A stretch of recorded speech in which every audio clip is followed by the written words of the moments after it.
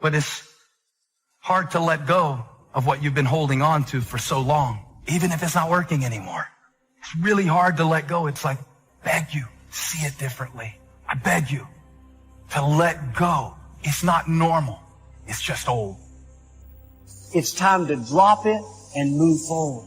You may be a product of your past, but you don't have to be a prisoner of your past. Everything that's inflexible and everything that's not ready, and everything that's backwards and everything that's negative and everything that's carnal and everything that's holding me back, I refuse to take it over into another year and waste another new year with an old mind. The devil is a lie. Just because you're used to it doesn't make it normal. Some of you are taking too much time trying to convince people to love you that do not matter. Tolerating and trying to get people engaged that don't matter, that don't care, that are never ever going to help you get into your destiny. I came to preach to somebody who everybody else might have given up on you. And life might not be where you want it to be, and you might not have been what you could have been, but it's not too late to become who you are. Every single time I hear about an issue, every single time I hear another story of pain, every single time I see a seemingly impossible situation, I smile wryly because I know by the grace of God and by His power, I have a testimony. Come on, it is never too late. Kiss that wrong self-image goodbye. Victory starts in your thinking. Abundance, it starts in our mind. You can't think the same way and expect different results. Start embracing who God says you are. I want to tell you something today. The moment you make up your mind to get up, you can get up. And no devil in hell, no government, no power, no boss, or anything else can hold you. Once you are free in your mind, you are free. I've seen God open doors. I've watched God make my enemies my footstool. I've seen God make a way out of nowhere. I've seen people who were against me that God made them love me. I saw circumstances that should have taken me out, but God stepped in right on time. See, many things we don't do because of the fact we want people to like us. There's some necessary losses in life. When you decide acting in your best interest, you're going to lose some friends. Everybody's not going to approve of you. There's some people that won't like you. Who do you think you are? You're arrogant. What do you think you can do? You're selfish. Thanks, I got that. Poor thinking habits keeps most people poor, not poor working class. Most people work hard, but they don't think hard. The mind is like a factory, a mental factory. And whatever you think about all day long pours ingredients into this mental factory. And that's what builds the economic, social, financial fabric of your life. As you think, so you become. Program your mind, because all that you will do or not do, have or not have, accomplish or not accomplish, will be a direct derivative of what's going on inside of your mind. So if you don't get clear thinking on an issue, you won't be able to develop in that area. Look at somebody say it's time for a change. Well, what stops us? What stops us from making the changes that we need in our behavior, in our situation? It's the mind. If you keep doing what you've been doing, you're going to keep getting what you've been getting. So if you're at a place in your life and you ain't happy with it, you have to change some things. But you have to make a conscientious decision that you're going to change. And it's not dependent on anybody else. It don't matter what your mama think. It don't matter what your coworkers think. It don't matter what your siblings think. It don't matter. This decision is yours and yours alone.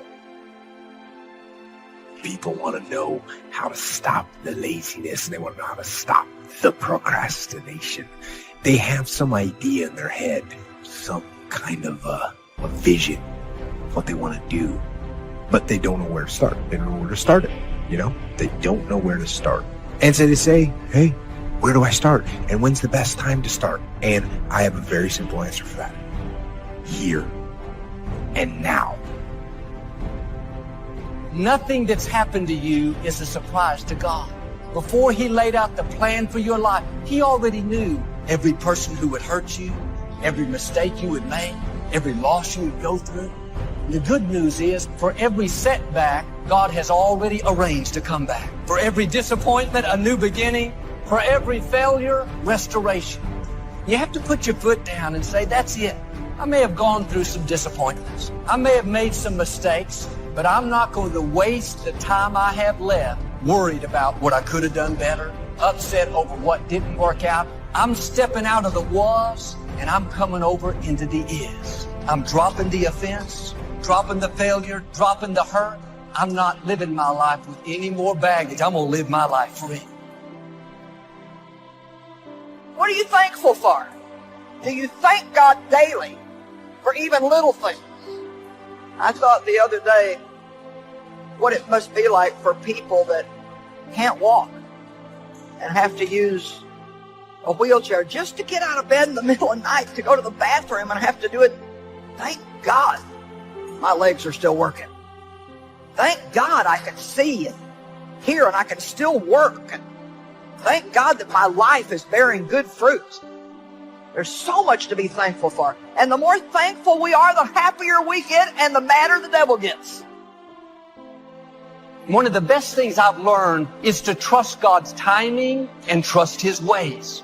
What God promised will come to pass, but it may not happen the way you think, may not be when you had planned. If you're trying to control the outcome and control the time frame, you're going to live worried. You have to release control. Release having to have it happen your way. God already has it figured out. He knows the end from the beginning.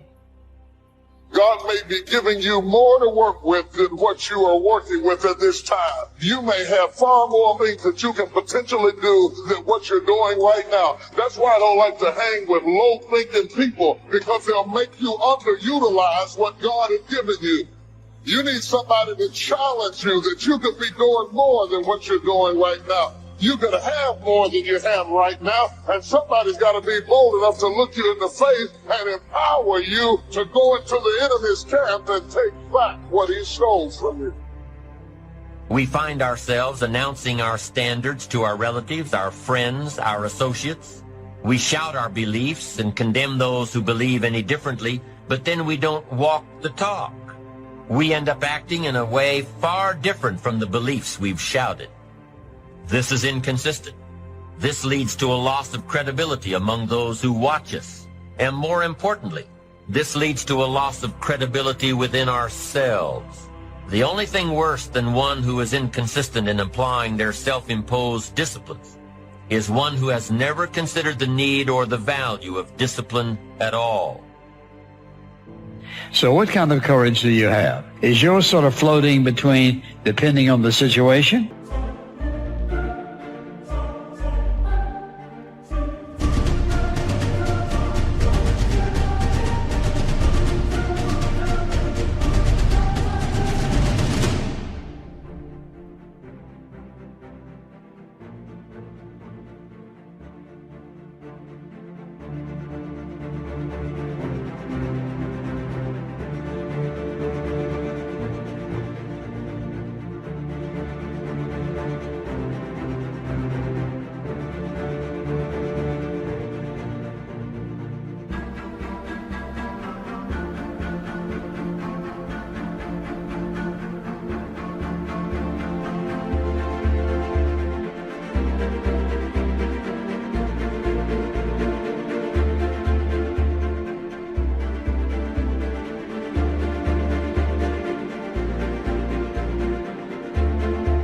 Or do you know the difference between right and wrong for your life? And you've made up your mind. Our mind is the control tower of our life. All of our decisions are there. And the truth is, whatever we are today is the result of what we've been thinking about all those years. As a man thinketh in his heart, so is he. So if you don't like what's going on around you, maybe you should ask yourself the question, what am I thinking about? What do I think about myself? What do I think about other people? Upset because your plans didn't work out. It's time to kiss some things goodbye. Don't bring bitterness into a new year. Don't bring self-pity, a chip on your shoulder. That was in your past. It doesn't belong in the future.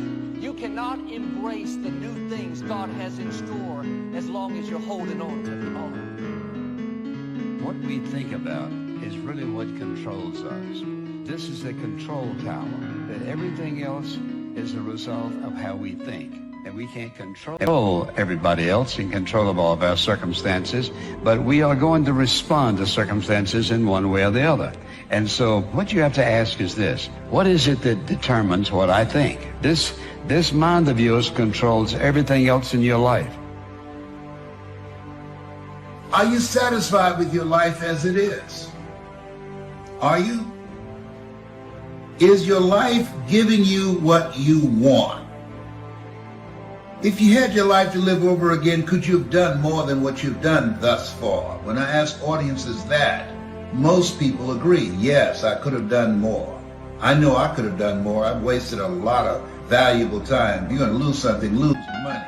You can recapture that. Don't lose time. You can't get that back. But I think being grateful part is number one. If you've got a job, you got to be grateful. So this isn't the greatest job in the world, even if it's a transitional job, getting to where you want to go. You got to be grateful. You don't have to love your job or be passionate about your job. Just passionate about staying steady, working hard, learning skills, doing this job so well that the next one will be even better, and taking such good care of this opportunity, another one will present itself. What's next?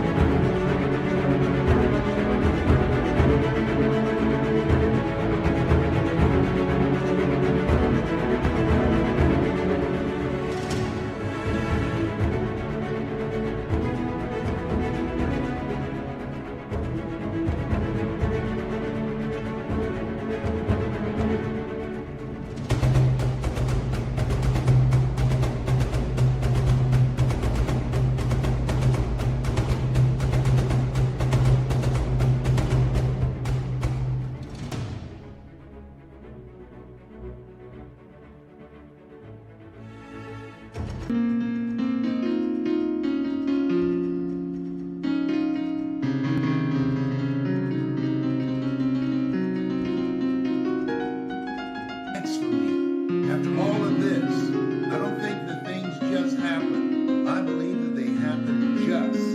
We have a mindset. You don't want to be the same coming out of this. That you want some radical change. That this could be a major defining moment for you. A day that turns your life around. You have an extreme desire to wish to be successful, so you can accomplish all you wish to accomplish, be as generous as you'd like to be as strong as you'd like to be. And I think if you say you have to find your passion, people find that a little bit confusing. Where would I find it? And what could I be passionate about? I guess you could start with saying, I'm passionate about providing unusual success for myself and for my family.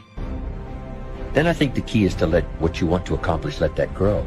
Or at first this is as far as you can see, but if you'll do that, you can say, wow, maybe I could multiply by 2, by 3, and expand my vision, accomplish a lot more.